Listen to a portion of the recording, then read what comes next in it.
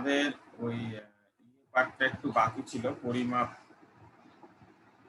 করেছিলাম, বাট পরিমাপের ত্রুটি সম্বন্ধে কিছু অঙ্ক এবং ত্রুটি থেকে কিছু থিওরিটিক্যাল কোশ্চেন, ঠিক আছে, এই জিনিসগুলো একটু বাকি ছিল। ঠিক আছে, তো আমরা ওই আজকে ত্রুটি বা ওই চ্যাপ্টারটাই মানে ওই পার্টটাই করবো। তো ফার্স্টে পরিমাপ, মানে হেডিং কার্ড চ্যাপ্টারটা হেডিং কার্ড হচ্ছে পরিমাপ।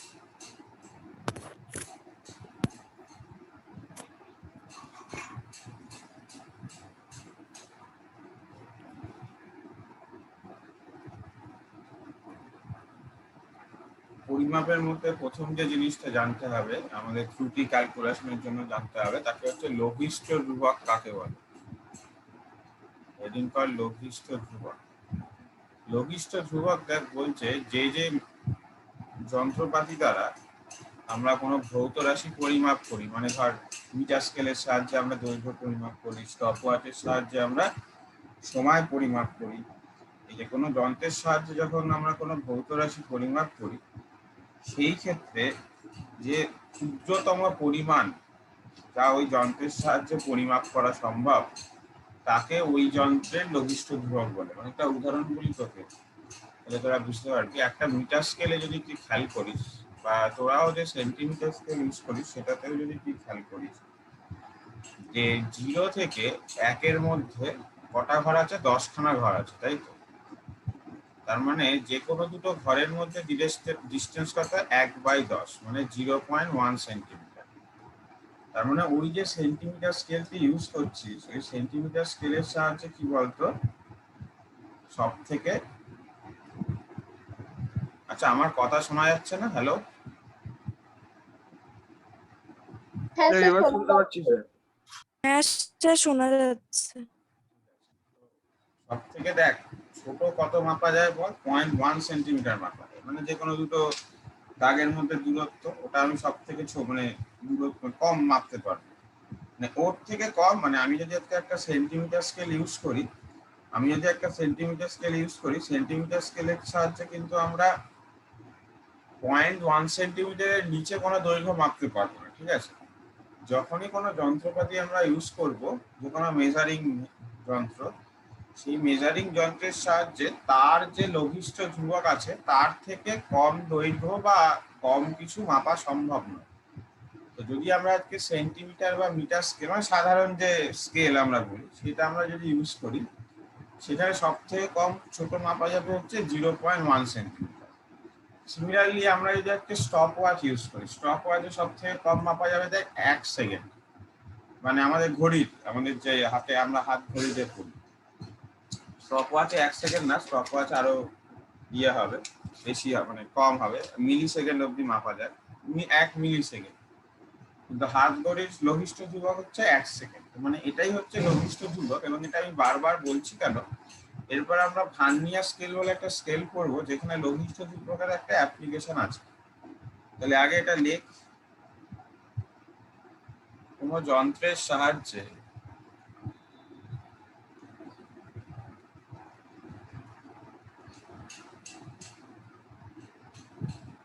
কোনো ভৌত রাশি পরিমাপের ক্ষেত্রে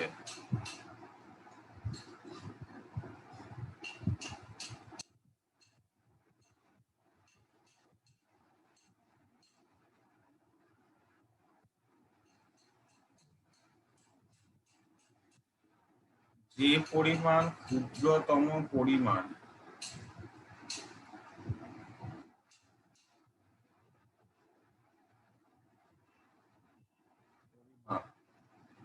সঠিকভাবে করা যায়। হ্যালো।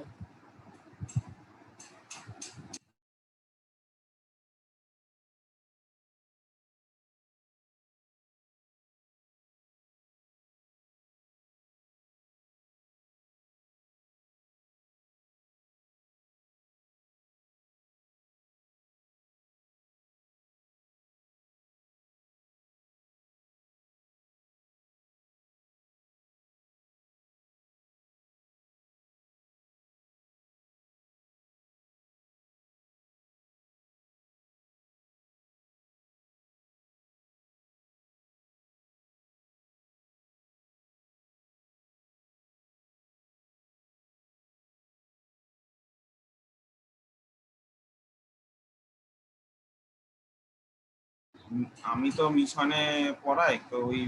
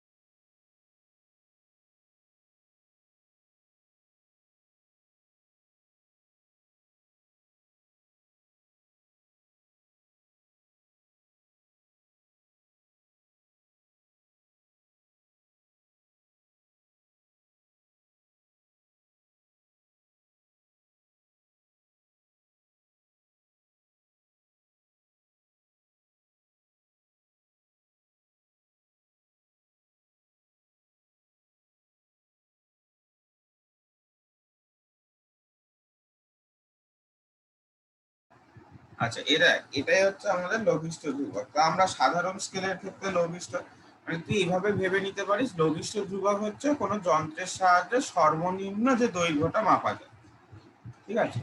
তাহলে সাধারণ স্কেলের লঘিষ্ঠ ধ্রুবক হচ্ছে, সাধারণ স্কেলের লঘিষ্ঠ ধ্রুবক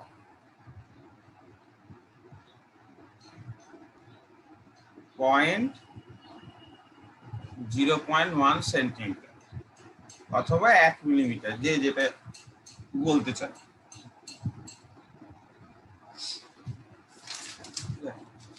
এরপর হেডিং কর ভার্নিয়ার স্কেল।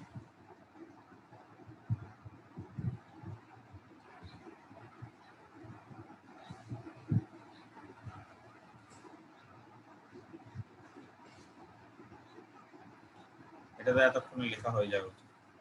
ভার্নিয়ার স্কেল, তো তোরা যখন 11-এ উঠবি দেখবি প্রথম তোদের যে প্র্যাকটিক্যালটা করতে হবে সেটা হচ্ছে ভার্নিয়ার স্কেল, ঠিক আছে? ভার্নিয়ার স্কেল জিনিসটা কি দেখ, আমি একটু আঁকার চেষ্টা করছি। ভার্নিয়ার স্কেল হচ্ছে অনেকটা এইরকম দেখতে একটা স্কেল থাকে, তারা আমি তোদের দেখাচ্ছি। একটা মিনিট, ভার্নিয়ার স্কেল ইউজ করা হয় কিভাবে দেখ।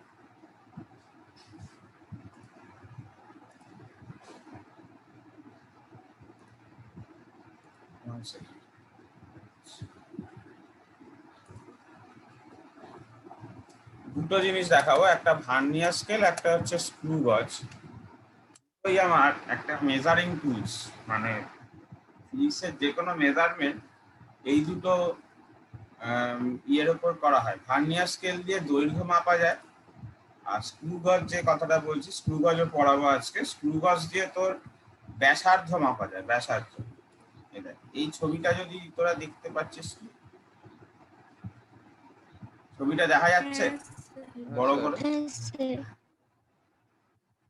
ছবিটা যদি দেখিস, এইখানে যে জিনিসটা মাপতে চাস এই জায়গায় রাখা হয়, ঠিক আছে? এই দুটো দাগের মধ্যে দুটো দাঁত টাইপের যে আছে, এই দাঁতগুলোকে মানে তুই সরাতে পারিস এদিক ওদিক করে, বুঝতে পারছিস? মানে যত বড় হবে তত। এইটার দেখ দু রকম স্কেল আছে। এই যে এইখানে যে নাম্বারিং গুলো দেখতে পাচ্ছিস, এইটাকে বলা হয় মেন স্কেল বা মূল স্কেল। আর দেখ এইখানে নাম্বারিং করা নেই, বাট ভালো করে যখন তুই লক্ষ্য করবি এইখানেও একটা দাগ থাকবে। এই ছবিটা দেখ, এই ছবিটা সেটা বোঝা যাচ্ছে, এই ছবিটা অতটা বোঝা যাচ্ছে না, এই ছবিটা দেখ, এই ছবিটাই বোঝা যাচ্ছে ভালো মতো। দেখ একটা এই যে এইখানে দাগ আছে, এই যে এই জায়গাগুলোতে, এটা হচ্ছে মেন স্কেল। আর একটা দেখ এই যে এখানে একটা দাগ আছে, দেখ এই যে এই নিচে উপরে, দেখতে পাচ্ছিস? এইগুলোকে বলা হচ্ছে ভার্নিয়ার, মানে ভার্নিয়ার স্কেল মানে বা। তো এই যে দুটো, মানে একটা হচ্ছে মূল স্কেল আর একটা হচ্ছে ভার্নিয়ার স্কেল, এই পুরো জিনিসটা, এই পুরো দুটো নিয়ে যে সমন্বয়টা, তাকে বলা হচ্ছে আমার স্লাইড ক্যালিপার্স বা ভার্নিয়ার ক্যালিপার্স, যে এটা ইচ্ছা বলতে পারে। তো এর সুবিধা কি, মানে এটা আমি কেন এখানে দেখ দু রকমের স্কেল তো ইউজ করা হচ্ছে, একটা মূল স্কেল আর একটা ভার্নিয়ার স্কেল। কেন কেন আমি এই যে ভার্নিয়ার স্কেলের সাহায্যে আরো কম দৈর্ঘ্য মাপতে পারি। আমরা কি দেখলাম, মেন স্কেলের সাহায্যে বা নর্মাল স্কেল, মেন স্কেলটা বেসিক্যালি নর্মাল স্কেল, বুঝতে পেরেছিস? তো মেন স্কেল যেটা, এটা তোর একটা যে নর্মাল স্কেল তোরা যেগুলো ইউজ করিস সেটাই, তার সাথে একটা এক্সট্রা ভার্নিয়ার স্কেল অ্যাটাচ করে দিয়ে পুরো সিস্টেমটাকে নতুন ভাবে বলা হচ্ছে স্লাইড ক্যালিপার্স বা ক্যালিপার স্কেল, যাই বলিস না কেন। অপর পক্ষে মানে আমি এটা কেন করছি, যে আমরা সাধারণ স্কেলের সাহায্যে কি দেখলাম, 0.1 সেন্টিমিটার ন্যূনতম মাপতে পারি, মানে সব থেকে কম 0.1 সেন্টিমিটার মাপতে পারি। কিন্তু আমি তো তার থেকেও কম ইয়ে করতে চাই, মানে তার থেকে যদি কম মাপতে হয়, তো স্লাইড ক্যালিপার্সের সুবিধা হচ্ছে স্লাইড ক্যালিপার্সের সাহায্যে 0.01 সেন্টিমিটার নিম্নতম মাপতে পারি। 0.01, বোঝা গেল, মানে আরো কম আমি মাপতে পারি। এইটা হচ্ছে তোর স্লাইড ক্যালিপার্স বা ভার্নিয়ার ক্যালিপার্স, যেই বলিস না কেন। আর একটা মেজারিং হয় এর সাহায্যে, দৈর্ঘ্য মাপা হয়, হ্যাঁ, এই স্লাইড ক্যালিপার্সের সাহায্যে। আর একটা হয় স্ক্রু গেজ। স্ক্রু গেজের সাহায্যে দেখ, ছবিটা কোনটা দেখায় পরিষ্কার, এইটা একটু দেখা যাচ্ছে পরিষ্কার। স্ক্রু গেজের সাহায্যে কোনো তারের ব্যাসার্ধ মাপা হয়, যে এই ছবিটা দেখলেও তুই বুঝতে পারবি তারের ব্যাসার্ধ এটা মাপা হচ্ছে, ঠিক আছে। ওখানে ঢুকিয়ে ওই পেছনের জিনিসটা দিয়ে টাইট করে দেওয়া হয়। এটা দেখ, এখানেও দুটো স্কেল আছে, একটা এই যে এই জায়গাটা, এটাকে বলা হচ্ছে মেন স্কেল। ওই জন্য আগের ছবিটা একটু ভালো ছিল। এই জায়গাটা দেখতে পাচ্ছিস, এই যে এই জায়গায় অনেকগুলো দাগ আছে, এটাকে বলা হচ্ছে মেন স্কেল। আর এটাকে বলা হচ্ছে সার্কুলার স্কেল, অনেকগুলো সার্কুলার, মানে সার্কেলের দাগ আছে। মেন স্কেল আর সার্কুলার স্কেল, ঠিক আছে। এখানেও দু রকম স্কেল আছে, এটার সাহায্যে আরো কম মাপা যায়, ঠিক আছে। 0.001 সেন্টিমিটার, মানে এর লঘিষ্ঠ ধ্রুবক আরো কম। মানে বুঝতেই পারছিস, তারের ব্যাসার্ধ মাপছি মানে তার তো খুবই, যে মানে খুবই ছোট থিং, মানে ছোট জিনিস। তার ব্যাসার্ধ মাপছি মানে একটা অনেক ছোট জিনিস, কোয়ান্টিটি মাপছি। এই জিনিসগুলো আমরা একটু লিখবো। তো প্রথমে হেডিং কর vernier scale. Vernier scale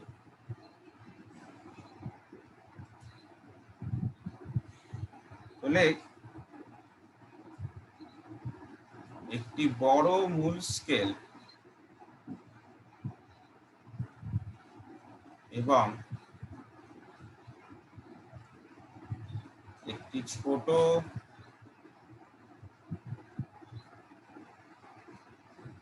vernier scale দ্বারা গঠিত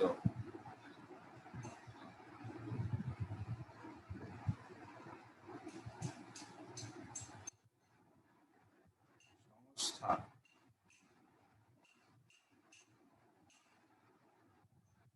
যার দৈর্ঘ্যের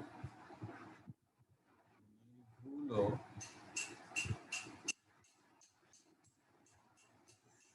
সূক্ষ্ম পরিমাপের জন্য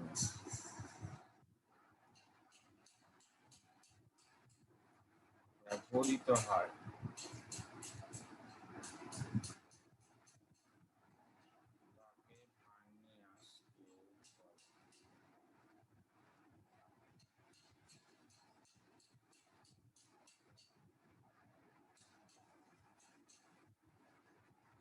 ভার্নিয়ার স্কেলের সাহায্যে প্যারা চেঞ্জ করে দিবি, এর সাহায্যে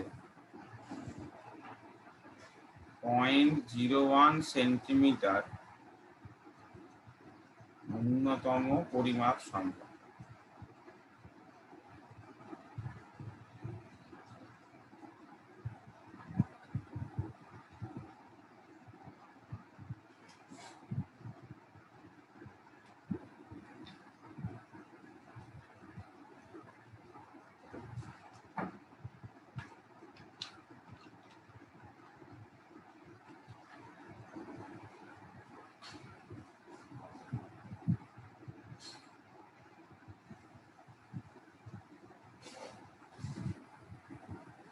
এবার হেডিং করবি স্ক্রু গজ।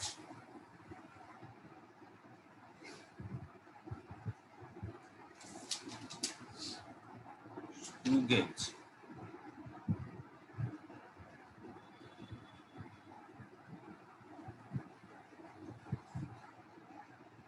স্ক্রু গেজটা হচ্ছে তোর মানে ব্যাস ফ্যাস নির্ণয় তারের ব্যবহার করা হয়। তো একটি মূল স্কেল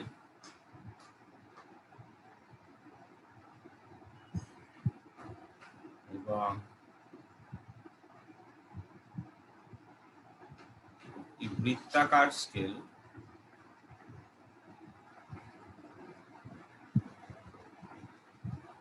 সাহায্যে তারের ব্যাস নির্ণয়ে ব্যবহৃত হয় আর এর সাহায্যে 0.001 সেন্টিমিটার ন্যূনতম পরিমাপ সম্ভব।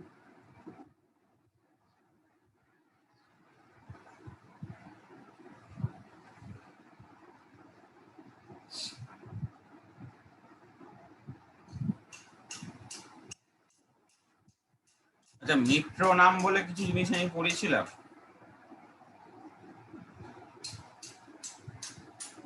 না স্যার।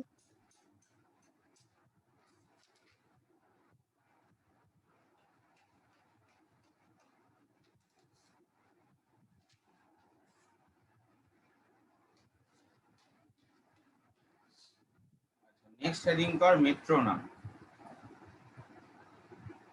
মেট্রো নাম হলো এক প্রকারের ঘড়ি, ঠিক আছে, যার সাহায্যে তোর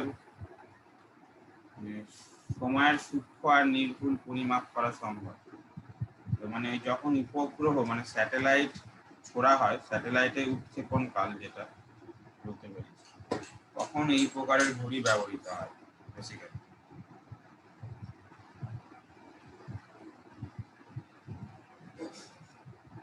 তো নেক্সট হেডিং লেখ মেট্রো নাম।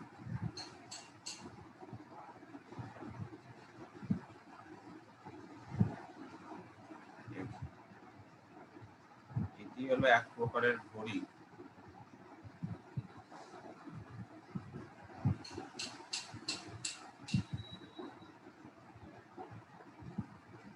যার সাহায্যে সময়ের সূক্ষ্ম ও নির্ভুল পরিমাপ হয়। স্যার এটা হয়ে গেছিল। জিজ্ঞাসা করলাম তো। যাই হোক, ঠিক আছে, লিখে নেই, লেখা আছে, আমি শেষ করে দিচ্ছি। যাদের লেখা নেই তারা লিখে, যাদের আছে তাদের কথা।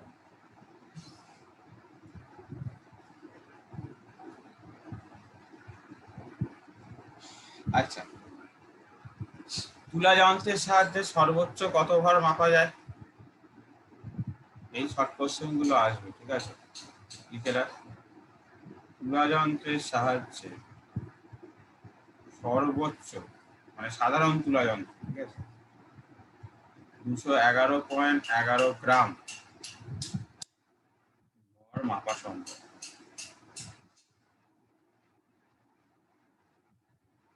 সর্বনিম্ন কত মাপা যায়? 10 মিলিগ্রাম। 10 মিলিগ্রাম ভর মাপা সম্ভব।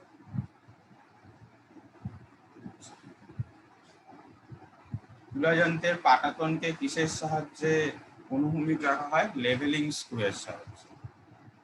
এই ছোট ছোট জিনিসগুলো আসে।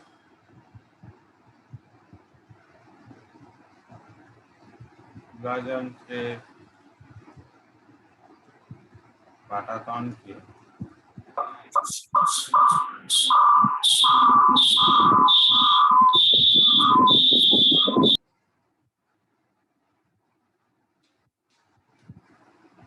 অনুভূমিক রাখা হয় লেভেলিং স্ক্রুয়ের সাহায্যে।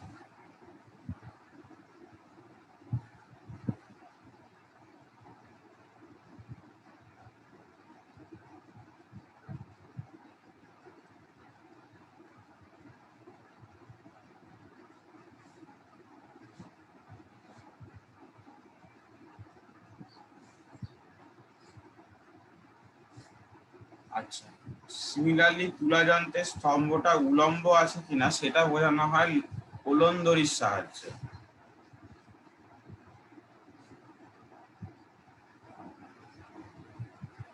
তুলা যন্ত্রের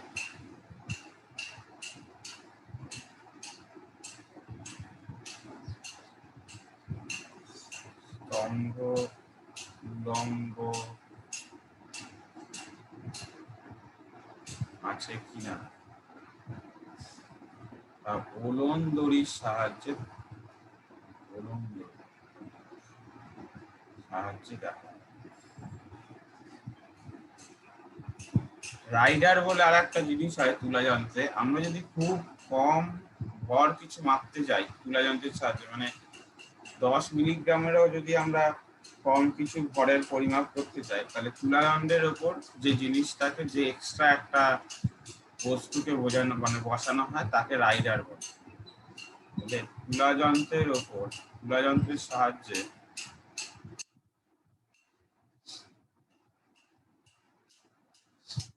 খুচরো ভর 10 মিলিগ্রামের কম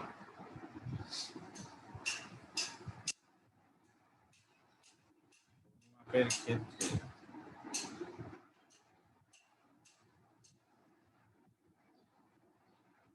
বা দণ্ডের ওপর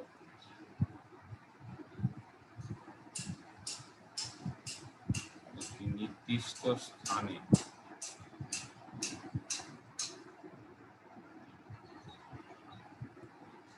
রাইডার বসানো।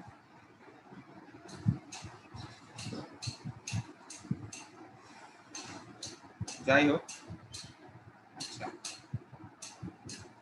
এইবার আমরা একটু অঙ্কগুলো করবো, ছুটি ছুটির অঙ্ক। দেখ, যে কোনো যন্ত্রের ত্রুটি যদি তোকে নির্ণয় করতে বলে, যে ধর এই যন্ত্রের সাহায্যে মাপছি, তো এই যন্ত্রে কতটা এতটা মাপলাম, তো ত্রুটি কত হলো। তো যে কোনো যন্ত্রে যদি তোকে ত্রুটি বার করতে বলে, ত্রুটি হচ্ছে ওই যন্ত্রের যে কোনো দুটো ঘরের মানে একটি ঘরের ন্যূনতম দূরত্ব, বা কি বলতে পারিস যে লঘিষ্ঠ ধ্রুবক বাই নির্ণীত পাঠ, মানে কতটা পাঠ নেওয়া হয়েছে ইন্টু 100%। তো এগুলো লেখা হয়ে গেছে, হালকা করছি, মুছলাম, নাহলে আমি 1 মিনিট সময় দিচ্ছি, এটা লিখে না তাড়াতাড়ি, তারপর আমরা করবো।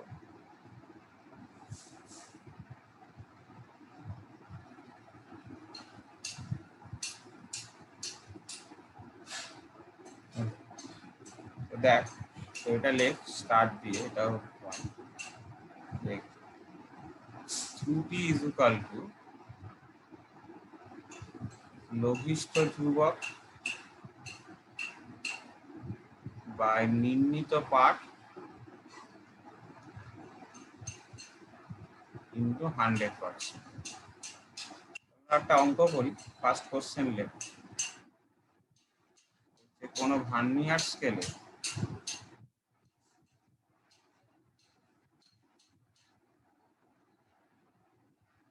সাহায্যে 5 সেন্টিমিটার দৈর্ঘ্য মাপা হলো।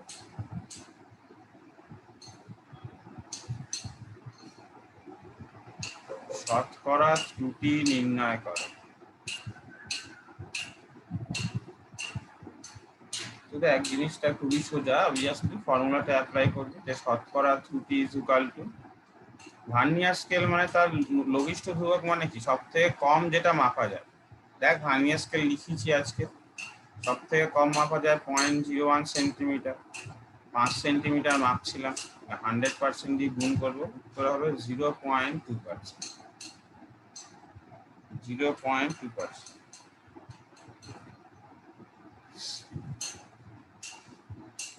নেক্সট কোশ্চেন দেখ, বলছে মাপনী চোঙের 1 মিলিলিটার দাগের মধ্যে 10টি ঘর আছে।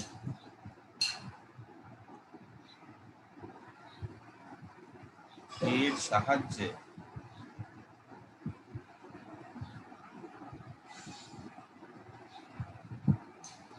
কোন তরলের আয়তন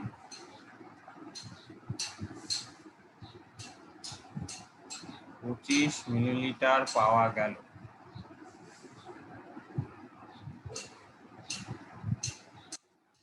শতকরা ত্রুটি কত?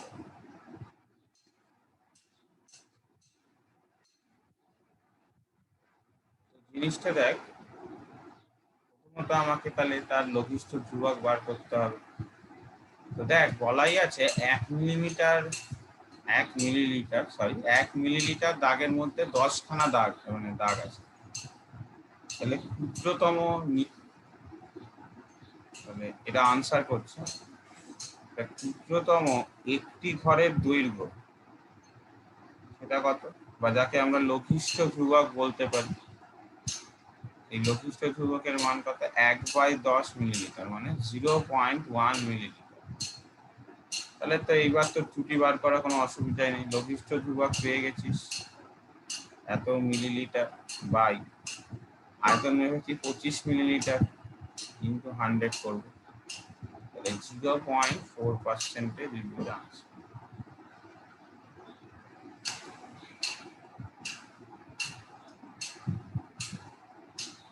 ঠিক আছে, আচ্ছা এরপর দেখ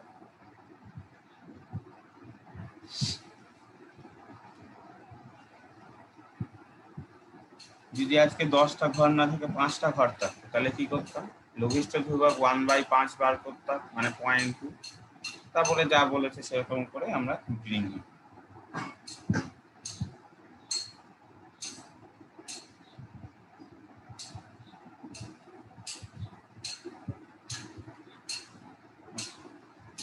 নেক্সট অঙ্ক দেখ,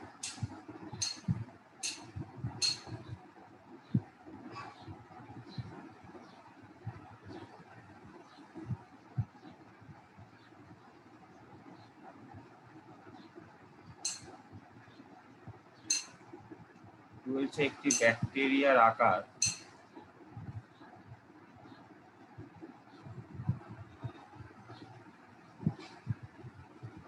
0.5 মাইক্রোমিটার, বলছে 1 মিটার দৈর্ঘ্যে কতগুলি ব্যাকটেরিয়া থাকা সম্ভব।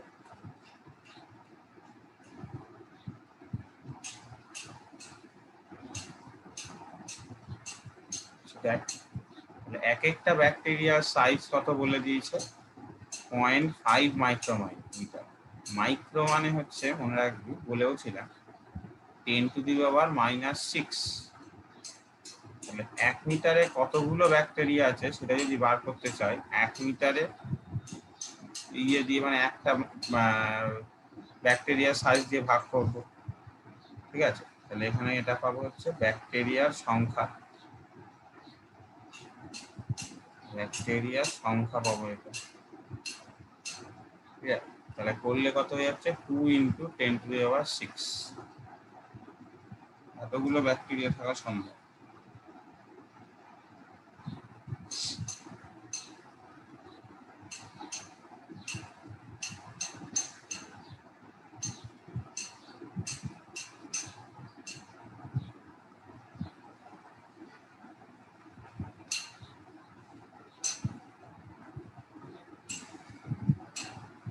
নেক্সট অঙ্ক দেখ, তুলা যন্ত্রের কিছু ত্রুটি হয়, এই ফর্মুলা দুটো হয়তো আমি লিখিয়েছিলাম, তাও তোদের মনে আছে কিনা আমি জানি না, তাই একবার একটু রিপিট করে দিচ্ছি। তুলা যন্ত্রের ক্ষেত্রে তুলা যন্ত্রের দু রকম ত্রুটি হতে পারে। তুলা যন্ত্রের যে দুটো পাত্র থাকে, বুঝতে পারছিস, যেখানে একটা জায়গাতে আমরা ওজন রাখি আর একটা জায়গায় বস্তু রাখি, যে এই পাত্রগুলো যদি সমান ভর বিশিষ্ট হয়, কিন্তু তুলা যন্ত্রের যে বাঁ দিক এবং ডান দিকের তুলা পাত্র মানে সেখানে যদি তোর দৈর্ঘ্য আলাদা থাকে, তুলা দণ্ডের যদি পৃথক দৈর্ঘ্য বিশিষ্ট হয়, তখন কি করা হয়, একবার বাম তুলা পাত্রে রাখা হয়, দিয়ে বস্তুর ভর মাপা হয়, সেটা ধর পাওয়া গেল m1, একবার ডান দিকে তুলা পাত্রে বস্তুকে রাখা হয়, তাহলে একবার ধর ভর পাওয়া গেল m2, ঠিক আছে, তাহলে অ্যাকচুয়াল ভর হয় তখন √m1। এটা মনে হয় পড়িয়েছিলাম, তাও আমি একবার লিখিয়ে দিচ্ছি। হ্যাঁ স্যার, একটু স্যার বলে রামকের নীতি ছিল ওর মধ্যে। সমান ভর কিন্তু পৃথক দৈর্ঘ্য বিশিষ্ট, আমার মনে হয় নোটে এর মধ্যে এটা ছিল, দেখবি পৃথক দৈর্ঘ্য বিশিষ্ট তুলা যন্ত্রের ক্ষেত্রে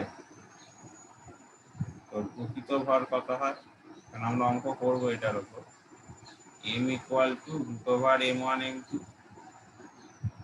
আর আজকে যদি উল্টোটা হয়, সমান দৈর্ঘ্য কিন্তু পৃথক ভর বিশিষ্ট, সমান দৈর্ঘ্য কিন্তু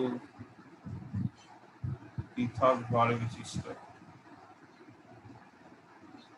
এরকম যদি হয় তখন প্রকৃত ভরের ফর্মুলা হয় হচ্ছে m1 প্লাস m2 বাই 2। তুলা যন্ত্রের ত্রুটির হচ্ছে এই দুটো অঙ্ক খুব আসে বারে, ঠিক আছে? তো যাদের মনে হয় লেখা নেই, নোটটাই পাবি, যদি নোটে খুঁজে না পাস বা লেখা নেই তো একবার লিখেও রাখতে পারিস, অসুবিধা হবে না।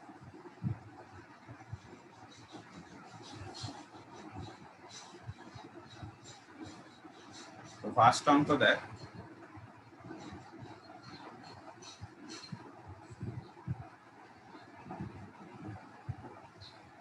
বলছে সাধারণ তুলা যন্ত্রে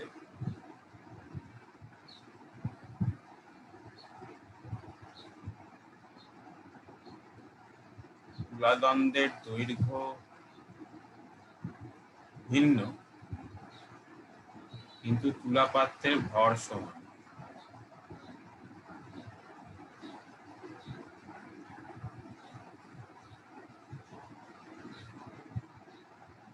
তাহলে বাম দিকের তুলাপাত্রে একবার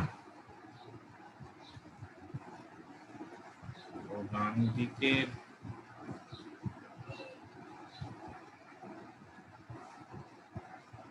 তুলাপাত্রে আরেকবার রেখে একবার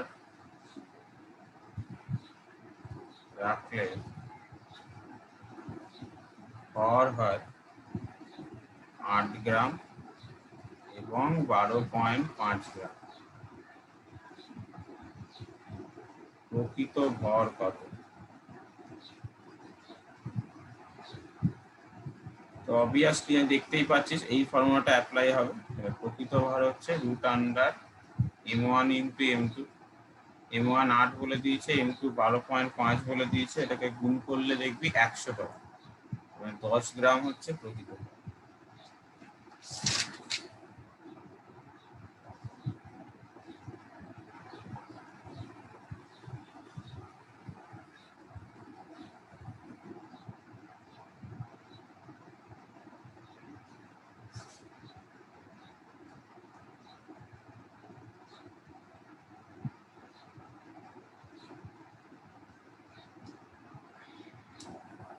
আচ্ছা, এর পরের অঙ্কটা দেখ, এটা আগে লিখে নে তাড়াতাড়ি।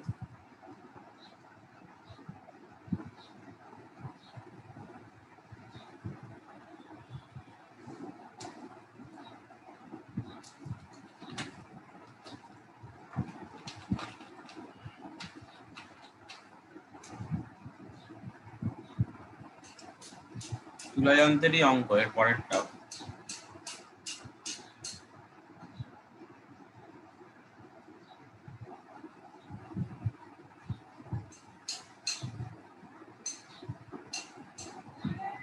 মুছলাম।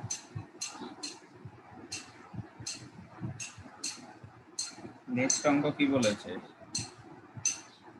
সাধারণ তুলা যন্ত্রের দুটি বাহুর দৈর্ঘ্য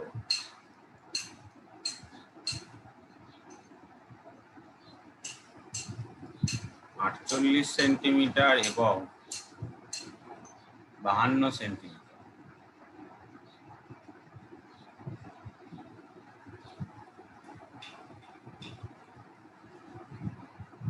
বলছে ছোট বাহুর তুলা পাত্রে একটি বস্তু রাখা হলো,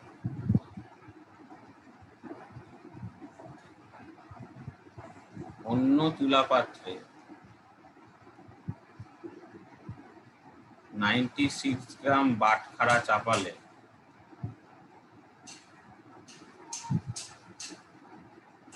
তুলাদণ্ড অনুভূমিক হয়।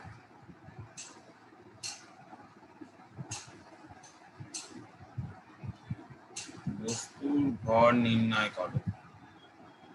দেখ, তুলাদণ্ড অনুভূমিক হওয়ার শর্ত কি ছিল? এইটা যদি আমার হতো যে এই দিকটা ওয়াই, এদিকটা এক্স, এই বাহুটা এক্স, একটা বাহু ওয়াই, এখান দিয়ে যদি আমি m1 চাপাই আর এখানে যদি m2 চাপাই, এই তো আমার ছিল। তো এর অনুভূমিক হওয়ার শর্ত কি ছিল না, m1 into x into G equal to হচ্ছে m2 ইন্টু ওয়াই ইন্টু জি। তোদের মনে কর তুলাযন্ত্র যখন পড়িয়েছিলাম, মানে তুলাযন্ত্রের কার্যনীতি মনে কর সেখানে পড়ানো হয়েছিল, সাধারণ তুলাযন্ত্রের কার্যনীতি। হয়তো ভুলে গেছিস কারণ অনেকদিন আগে পড়ানো হয়েছিল। তো দেখ এখানে কত বলেছে, m1টা কত বলেছে 96, ঠিক আছে, সেইখানে এক্স কত 48 ইন্টু জি, m2 জানি না বার করতে হবে, ওটা বলেছে 52 ইন্টু জি। তাহলে জি কেটে গেল, তাহলে এখান থেকে m2 পেয়ে যাচ্ছিস দেখ 52 বাই,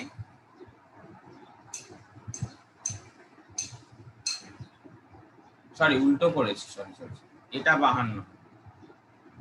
তাহলে দেখ ছোটর দিকে ইয়েটা রাখছি, বস্তুটাকে রাখছি, ছোট বাহুতে বস্তুটাকে রেখেছি। তাহলে m2 এর ভ্যালু এটাকে 48 দিয়ে ভাগ করলে যা পাবো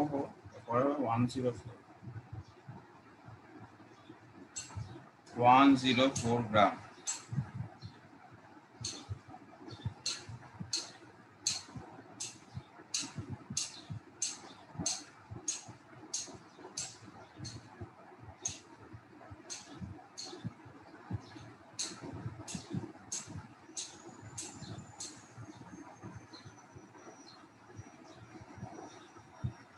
নেক্সট অঙ্ক দেখ, এটা লিখে নে, তাড়াতাড়ি লেখ।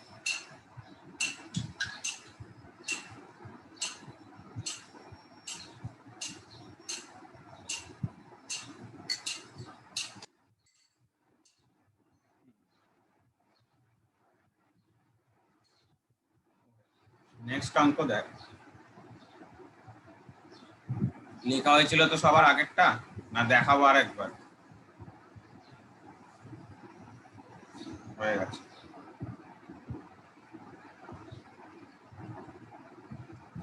একটি জলের কল থেকে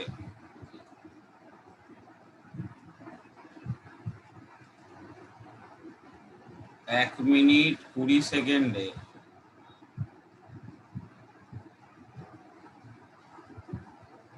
যে পরিমাণ জল পড়ে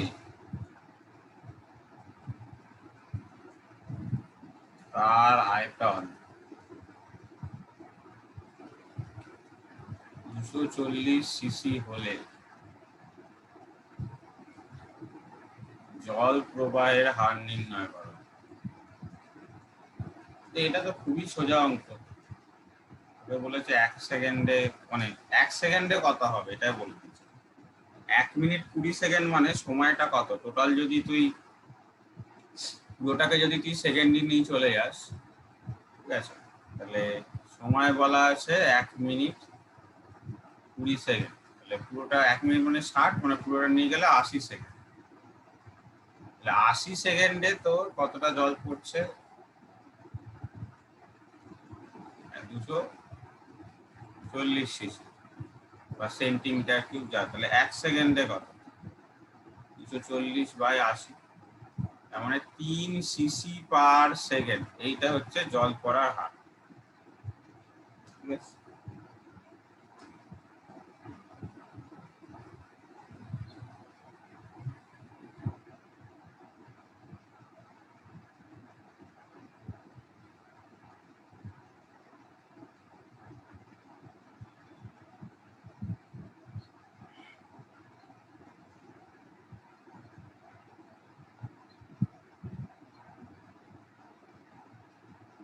নেক্সট অঙ্ক দেয়,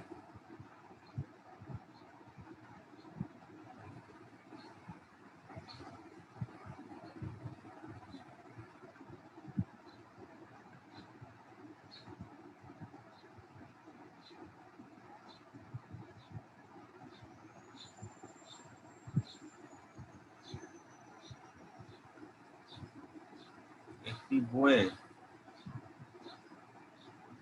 183 পৃষ্ঠা থেকে 372 পৃষ্ঠা পর্যন্ত পাতার বেধ 6 মিলিমিটার।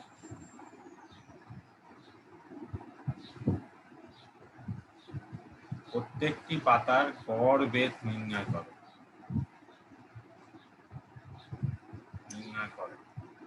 তো তোকে কতগুলো পাতা বলেছে? 372 থেকে 183, মানে 9 8 189 খানা পেজ বলেছে, ঠিক আছে? 189 খানা পেজের হচ্ছে 6 মিলিমিটার। 189 সংখ্যক পাতার পেজ বলে দিয়েছে 6 মিলিমিটার। তাহলে একটা পাতার পেজ কত হবে? 6/189। 3 দিয়ে কাটছে, দেখ 2 3 6 18, 3 3 2/63। তো 2/63 ভাগ করে দেখবি পয়েন্টের পর অনেকগুলো ঘর আসবে, কত মিলিমিটার আসবে, কত মিলিমিটার।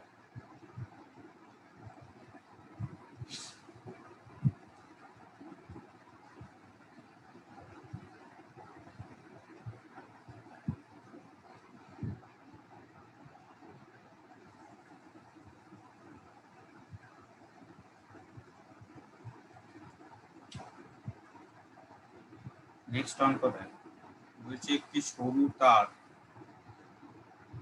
আচ্ছা এটা আগে লিখে নে।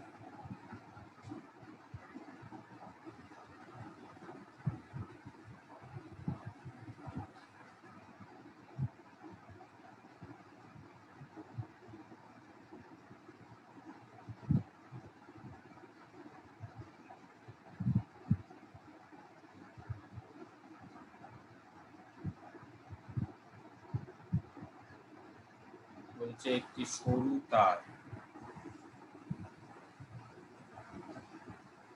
একটি চোঙের গায়ে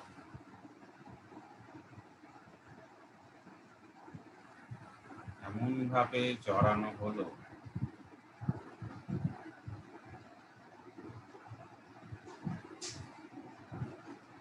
যাতে পাশাপাশি দুটি তার পরস্পরকে সংস্পর্শ করে।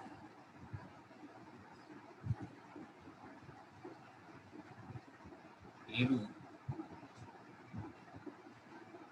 160 পাকের দৈর্ঘ্য 1.2 সেন্টিমিটার হলে তারের ব্যাস নির্ণয় করো। প্রথম কথা দেখ, 160 খানা পাকের, আচ্ছা আগে একটু ছবিটা যদি দেখতে দেখ, এই হচ্ছে একটা চোঙ। এই চোঙের গায়ে একটা তারকে যখন আমি জড়াচ্ছি, সেটা দেখ কিরকম হবে বলতো, বৃত্তাকার হবে না? এরকম পুরো পুরো জড়ানো আছে পরপর, বুঝতে পারছিস? যেমন সংস্পর্শ না, পুরো মিহি ভাবে জড়ানো আছে। প্রথম কথা হচ্ছে দেখ, তারগুলো কিন্তু বৃত্তাকার হবে, এটা বুঝতে পারছিস না? দেখ, তো 160 খানা পাকের দৈর্ঘ্য বলে দিয়েছে 1.2 সেন্টিমিটার। তাহলে একটা পাকের দৈর্ঘ্য 1.2/160 সেন্টিমিটার। এবার তুই যদি বৃত্ত দেখিস, এখনো তোরা পড়িসনি হয়তো, মানে আমরা তো এই যে তারটা তো আমার বৃত্ত একটা তৈরি করছে, এই বৃত্তের পরিধি বা পরিসীমা সেটা কত হয়? 2πr। তাহলে একটি বৃত্তাকার পাকের দৈর্ঘ্য ফর্মুলা অনুযায়ী, মানে এটা থেকে কত পেয়েছি? 1.2/160। ফর্মুলা যেহেতু আবার বৃত্তাকার, আমি 2πr লিখতে পারি, যেখানে আরটা হচ্ছে বৃত্তের ব্যাসার্ধ। তাহলে এখান থেকে আমাকে আর ক্যালকুলেট করলে পাবো 1.2/160 1/2π। তো পায়ের ভ্যালু কত হয় বল? 22/7। তাহলে 22/7 যদি বসিয়ে দিই, তাহলে 1.2/160 কিন্তু 7টা উপরে চলে যাবে, নিচে 22 গুণ হয়ে গেলে 44। তো এটা করে যাই আসবে আসবে, কিন্তু আমাকে কিন্তু ব্যাস জানতে চেয়েছে। অনেকে অঙ্কটা এখানেই থামিয়ে দেয়, এখানে থামালে হবে না, আমাকে ব্যাস মানে 2r জানতে চেয়েছে। তাহলে পুরো জিনিসটাকে আবার 2 দিয়ে গুণ করতে হবে। তোর এখানে যেই ভ্যালুটাই বেরোক না কেন, ওটাকে আবার লাস্টে 2 দিয়ে গুণ করতে হবে, ঠিক আছে? 2 দিয়ে গুণ করে যে উত্তরটা আসবে সেইটা হবে আনসার। একটা মিনিট বলছি, এটা হচ্ছে 1.2 × 7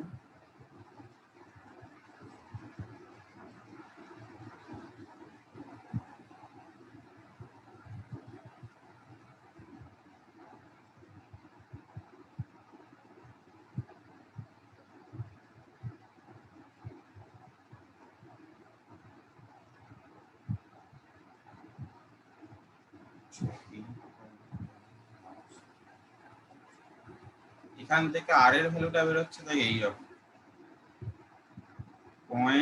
0.001 সেন্টিমিটার। ঠিক আছে, একে যদি 2 দিয়ে গুণ করিস 0.002 সেন্টিমিটার, এটা উত্তর।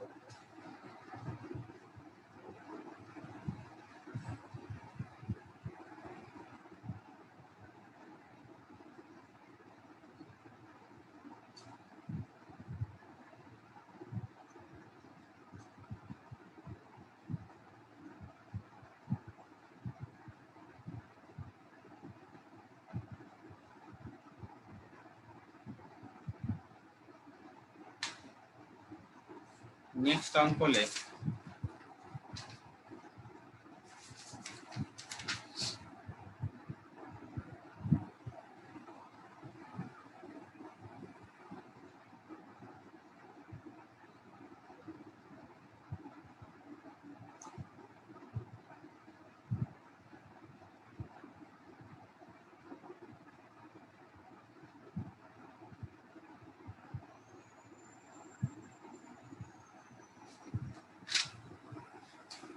নেক্সট এটা দেখি।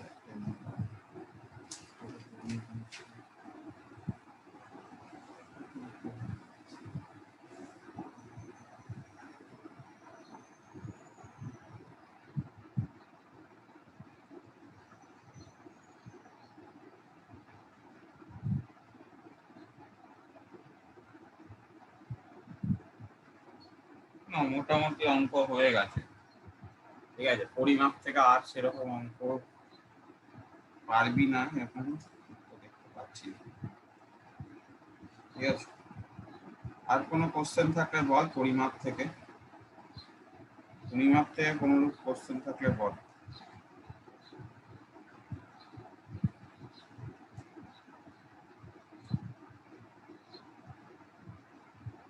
ওকে, তো পরিমাপ থেকে যখন আর নেই, তাহলে এইবার হচ্ছে আমরা স্যার বলছি পরিমাপের আমাদের এই অনুশীলনীটা বাড়ির কাজ দিয়েছিলেন দিদি, সেখানে চারের একটা কোয়েশ্চেন ছিল, একটি বালকের 100 মিটার দৌড়তে কত সময় লাগে।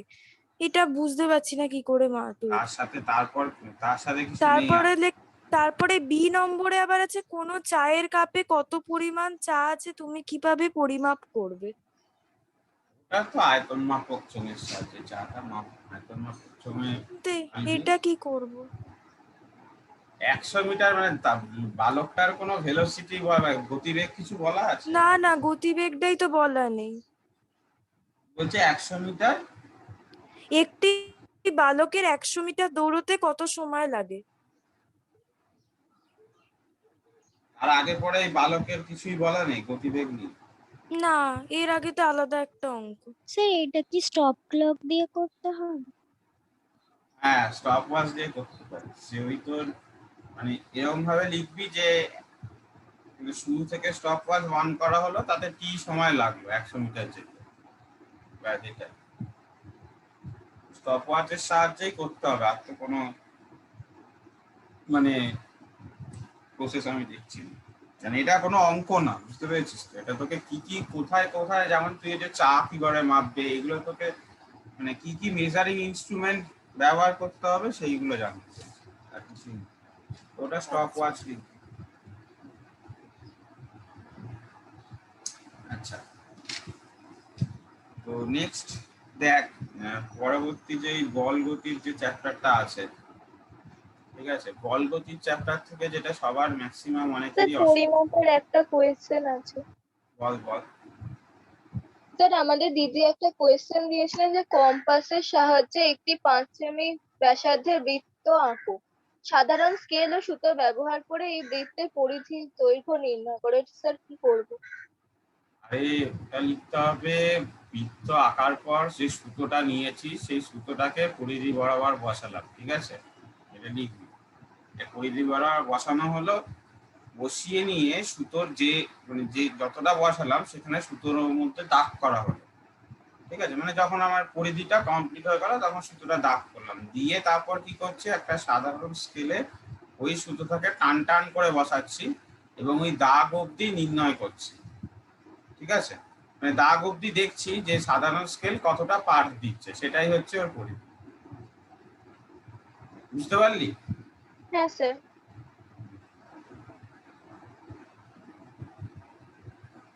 দেখ, এটা একটা পড়িয়েছিলাম আমি, সাধারণ স্কেল আর একটা সুতোর সাহায্যে কোনো কিছু দৈর্ঘ্য নির্ণয় করবে কি করে, এটা সেটা। ঠিক আছে, তো আর কোনো পরিমাপের কোশ্চেন থাকলে বল, নাহলে এখানেই ক্লাস অফ করব। নেক্সট রোববার আবার আমরা বল গতির যা যা অঙ্ক বা কোনো কনফিউশন থাকলে সেটা নিয়ে বসবো। ও না, আর একটা অঙ্ক, সরি, একটা অঙ্ক করে নেই, অঙ্ক করে নেই, এটা অনেক সময় আসতে পারে। দেখ, কঠিন বস্তু বায়ুতে ভর 250 গ্রাম, মাপনী চোঙে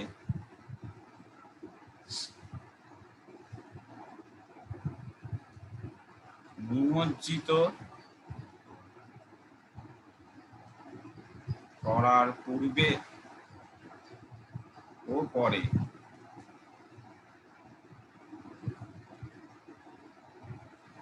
তরলের আয়তনের পার 40 সেন্টিমিটার কিউব এবং 60 সেন্টিমিটার কিউব। বস্তুর ঘনত্ব কত? তো অবভিয়াসলি দেখ, নিমজ্জনের পূর্বে তরলের আয়তন 40, পরে যদি 60 হয়, তাহলে বস্তুর আয়তনটা কত? মানে বস্তুকে ডোবানোর পরে তো আয়তন বেড়ে গেছে তরলের মাপনীর জন্য, তাহলে অবভিয়াসলি, কারণ বাড়বেই, হওয়াই উচিত। তাহলে বস্তুর আয়তন কত? 60 - 40। বুঝতে পারছিস? মাপনী চোঙে আগে ধর এই অবধি জল ছিল, এখন তুই বস্তুটাকে ডোবালি, তাই জল এতটা উঠে গেল। জল তুই তো জল তো আর অ্যাড করিস নি, আগেও যা জল ছিল এখনো তাই জলই আছে। এই আওয়াজটা কে করছিস? এই আওয়াজগুলো হুটহাট করিস কেন? জানিস যে এরা এগুলো ডিস্টার্ব করে, তাও মাথা গরম করাস তোরা প্রচন্ড হয়। তাহলে হয়ে গেল 20 সেন্টিমিটার কিউব, আর দেখ এর ভর বলা আছে 250 গ্রাম, তাহলে ঘনত্ব মনে হচ্ছে ভর বাই আয়তন, 250/20 করলাম, তাহলে 12.5 গ্রাম পার সেন্টিমিটার কিউব, এইটা হবে ঘনত্ব।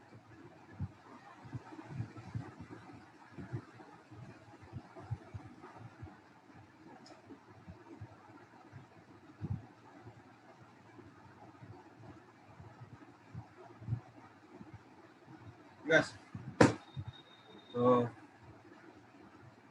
নেক্সট দিন কিন্তু থার্সডে আমার এক্সাম আছে, ঠিক আছে, 5টা থেকে। বলে দিয়েছিলাম এক্সামের টপিক হচ্ছে কি না, পরমাণুর গঠন পুরোটা, আর দ্রবণে যতটা পড়ানো হয়েছে আগের দিনও ততটা। এই দুটো টপিকের উপর 30 মার্কসের এক্সাম থাকবে, 1 আওয়ার সময়, 1 আওয়ার টাইম। এখন সিচুয়েশন, আচ্ছা সবাইকে বলবো পরীক্ষাটা দিয়ে এবার সিচুয়েশনের উপর নির্ভর, কারণ যদি ঝড় বৃষ্টি খুব হয়